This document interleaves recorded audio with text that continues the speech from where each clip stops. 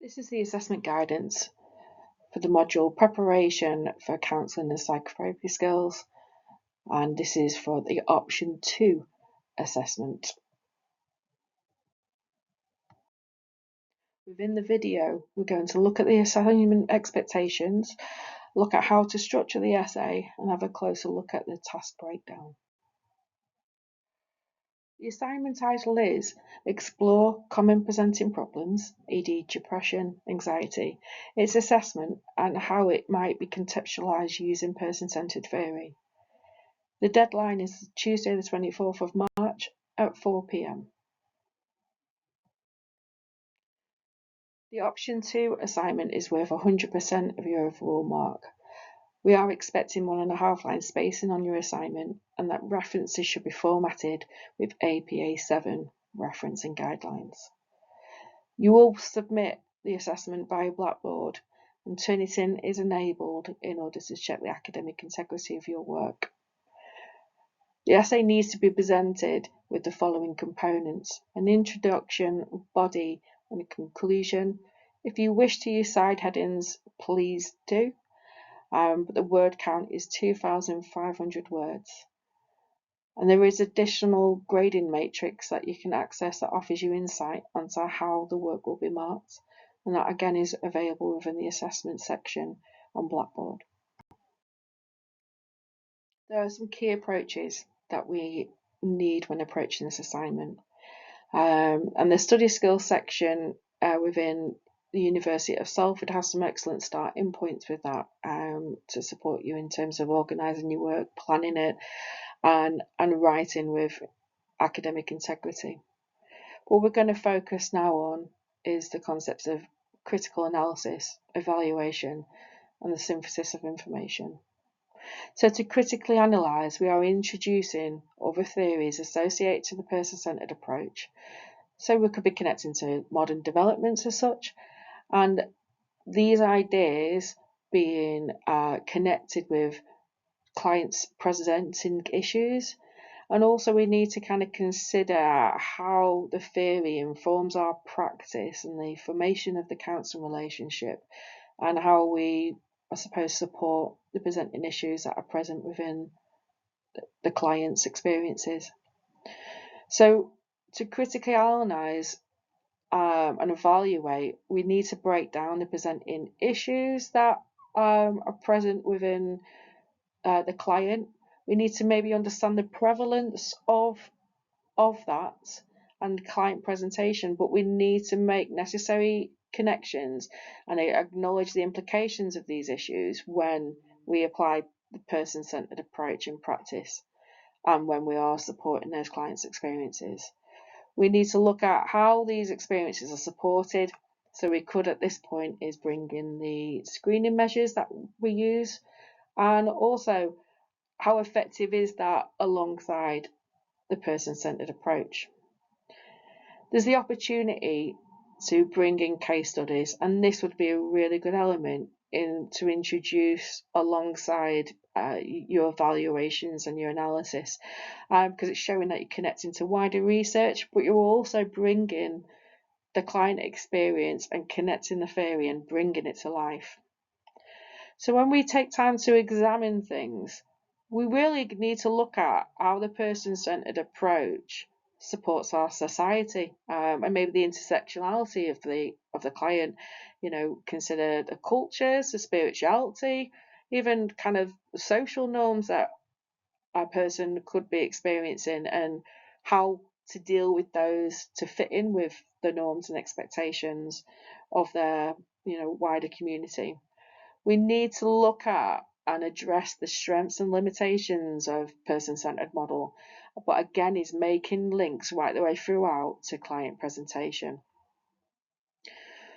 So when we're synthesizing information, basically we're investigating the model through multiple resources, okay? And what we're trying to do there is widen our understanding of person-centred approaches, and also incorporate any kind of new developments that can support the client presentation, such as relational depth, or maybe the fragile process.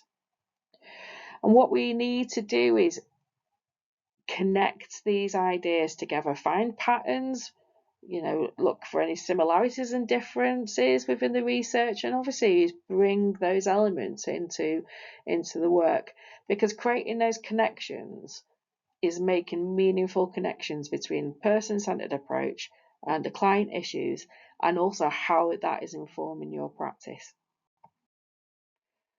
Criticality is another important part of your work, and this is about not accepting, I suppose, the information, the resources that you're using on face value. We're kind of almost looking at them as if they're like, well, so what?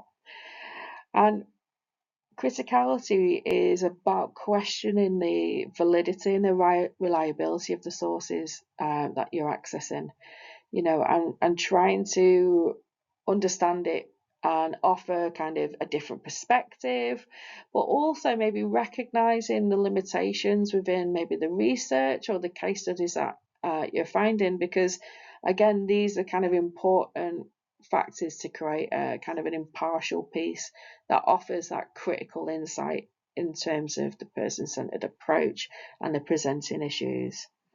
Now, again, contextualization is really important. So if you can make connections to wider elements of research, and also, if those case studies are bringing in those real theoretical application of working with clients, that again will kind of bring this theory to life, and again will be another valuable opportunity to inform your practice going forwards.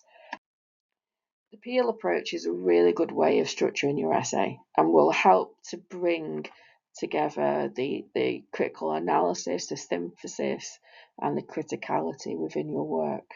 So having a structure like peel will help you kind of write concisely around the points that you're wishing to make. So P, being the point, is introducing the point of the main idea of your argument within your essay. E is the exploration and the elaboration. So this is the point when you're starting to bring the research ideas in, or offering a broader viewpoint of the theory or client presentation. And then the E element is the evidence, it's the facts, it's the case study elements, it's the quotes from text that can kind of provide a more purposeful view of the arguments that you're presenting or the points that you're presenting. And the link is the bit where we're kind of concluding it, we're drawing it to a close, we're summarizing the point that you're making, but also it's that point of maybe leading into another area of thought, of exploration. So we get to the task breakdown, and this is the opportunity to critically analyse humanistic philosophy and the principles that underpin person-centred approach. You need to be demonstrating a wider reading by accessing research evidence in relation to person-centred theory, but also making the necessary links to the client presentation that you wish to focus on. And again, this is your opportunity to bring in elements around the screeners that you do, or the importance of the core conditions within your interactions, but you also need to consider the effectiveness of the person-centered approach and when working in whichever context. So to do this, we need you to deconstruct, evaluate and examine the person-centered approach. You need to demonstrate some criticality regarding both the theory and practice.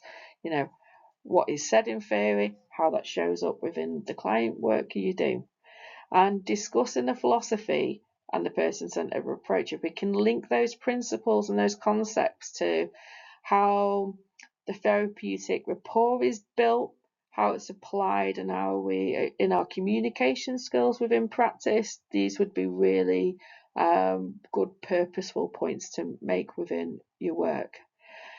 To even offer the strengths and limitations of the person-centered approach when linking it to the client presenting problems will again is provide an impartial viewpoint, of person-centered practices in comparison to maybe CBT or psychodynamic.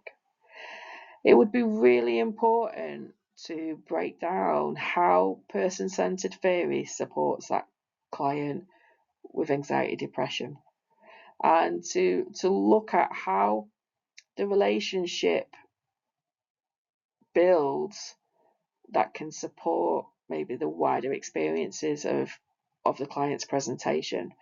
And also, we need to think about risk management. We need to consider about the measures that we use to understand the client's experiences, how they feed into our work, and also about how does that help in terms of understanding the experience of the client and informing what you need to do next in terms of taking care of the client.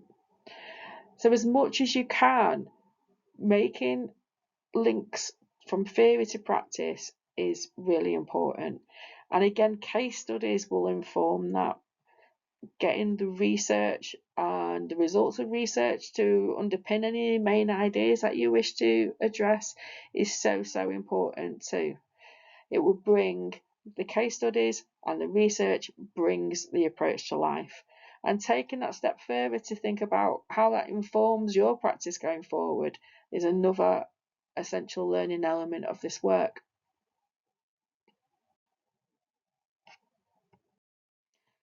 So Blackboard is the hub for assessment support. We've got the Padlet, which will enable you to share questions, and I will respond via the Padlet to help you with the construction of your work. There's also going to be a tutorial Teams meet during Reflection Week, and that again is the opportunity for you to come online, ask questions, and I'll give you the answers, hopefully. But you can also contact me at m.a.haig@salford.ac.uk. I am going to be available at every lecture. So if there is that you want to speak to me face to face, I'm going to be there between 9 and 11 each of the lecture weeks. And please know that the skills and the PD workshops that are happening, those are protected time for you to build on your skills and personal development as a counsellor. So if there's any assignment questions that you're giving the tutors within those groups, they will just direct you to Padlet, because it is really important that we continue to build on your skill sets and your confidence in your counselling skills development.